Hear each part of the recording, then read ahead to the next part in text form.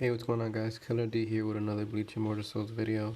So today for me, right after the Yamamoto event, is gonna be the time limited coin event. We're gonna get another one. This time they're gonna add SSRRUKIA and Kensei. Then they have Matsumoto, Jushiro, and Jushiro. And then the weapon's gonna be Yamamoto's weapon, but I wouldn't recommend buying this because we have confirmed that their weapon is going to come back in a soul box summon, so there's no point in wasting money on that. And then your usual Omni Shards, Essence, Soul Relic Material, Soul Stones. So now, if you're free to play, it's kind of hard to pick between these, to be honest. I wouldn't pick Jushiro because she doesn't have a War Soul or a talent that's going to benefit the team. And we'll go over that right now.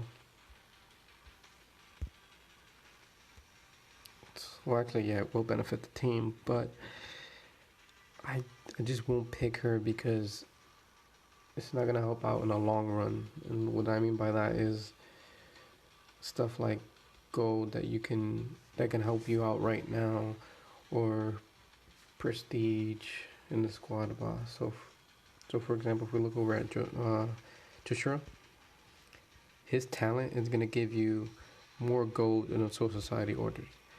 In my main account, I'm at the point where I can't get any more materials from story mode in order to get my guys to a certain point. So I have to waste my gold to buy materials to upgrade them. So I'm using, in my main account, Soul Society. I have this talent and I want to max it out because I'm already at that point where I'm wasting gold every 5.5 hours in order to get materials to get them to Orange +2 because they haven't released the story mode yet.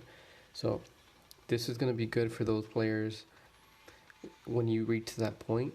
As a free to play, I don't think we're going to reach that point right now, so it might not be a big deal to you guys, but that is something to consider.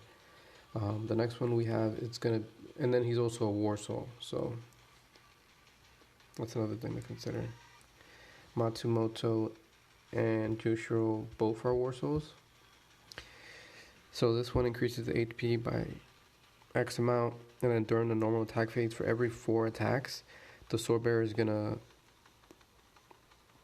heal for 25% of that person's attack, and then increase damage rate by a certain percentage, and then regenerate X amount of rage.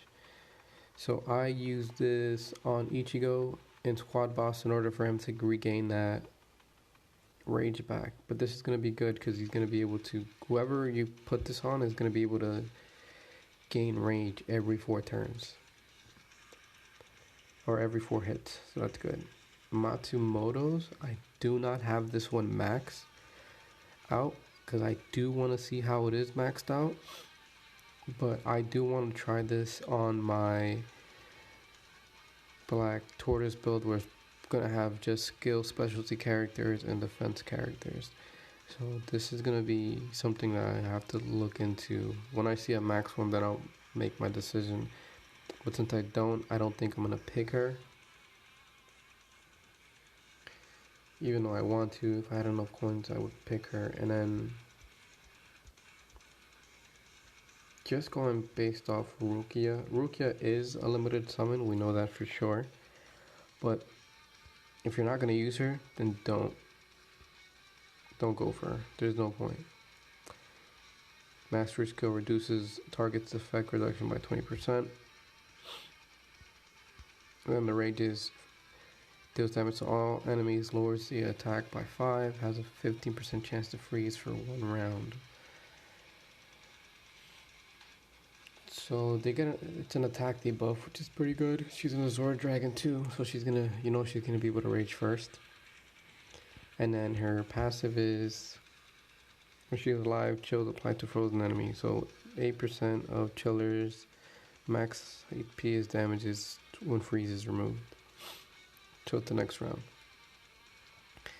So it's good, but I'm not completely sold on it. Her heroic total war soul is going to be increase the attack of all males by 4%.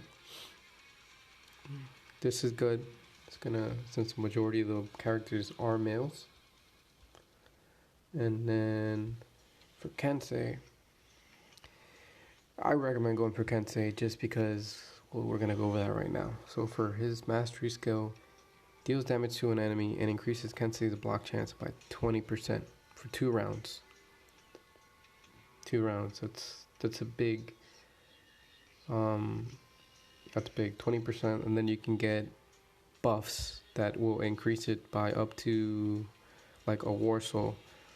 Courage maxed out is 20%.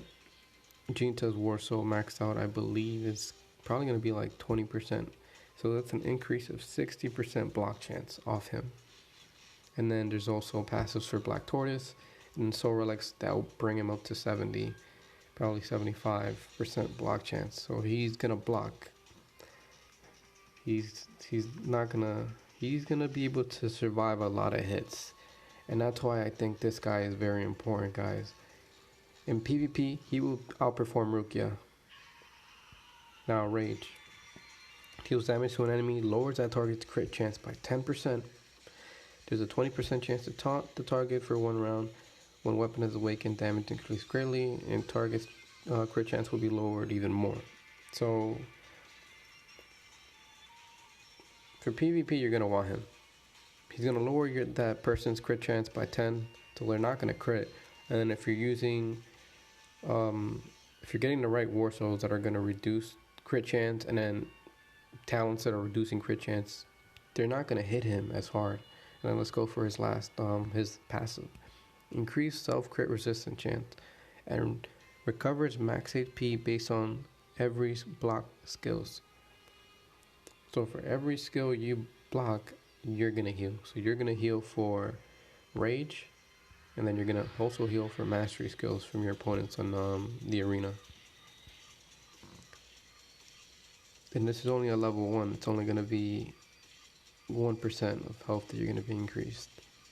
And then the block resistance chance is 3% at level 1.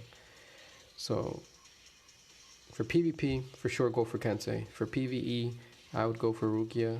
She's going to be okay in arena, but Kensei's going to outperform her. And then for the total war soul, increases the HP of all characters and squad bosses for 5%. So they're both good, but I'm more into the favor of Kensei because he's going to increase the HP of all characters and squad boss, while Rukia is only going to increase all males. So that's good, but let's just say you're running some females in your team.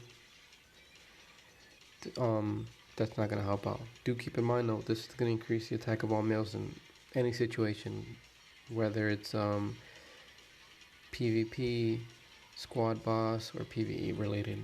That war soul is going to help out. So, but for PvP as a free to play, I think you should definitely invest in Kensei. And then also, if you look down at his talent, squad boss heals 10% more prestige. That's when it's max. So that means for squad boss, we're going to be able to get more prestige. So it's already going to take a while for us because we're free to play. And I think that's going to be helpful. Now, Rukia's talent is also good too. An extreme challenge, damage reduction rate of all characters, max is going to be increased by 2.4%. I think in the long run, Kensei is going to be the better one to invest in, because he's going to give you more prestige, which you can use in the squad store in order to get war souls.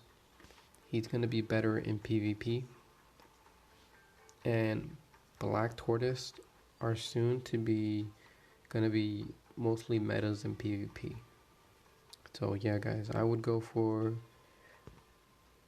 Kensei for the coin event. I'm pretty sure that they're all going to return eventually, but I would go with Kensei in the beginning, and then if you get his talent, you're gonna get more prestige. It's gonna help you out in the store. If you're not gonna go for either Rukia or Kensei, then I would recommend going for Jushiro for his talent, which is gonna give you more gold in Soul Society, or his War Soul, which is gonna heal that character and then give him more rage at the same time. Matsumoto, I don't know how good that War Soul is until I mask it out, so I wouldn't try it. But those would be the four that I would definitely pick. Number 1 would be Kensei, number 2 would be Rukia, number 3 would be Jushiro, and number 4 would be Matsumoto. Yeah guys, that's it for the video. Give it a thumbs up if you like, and have a good one.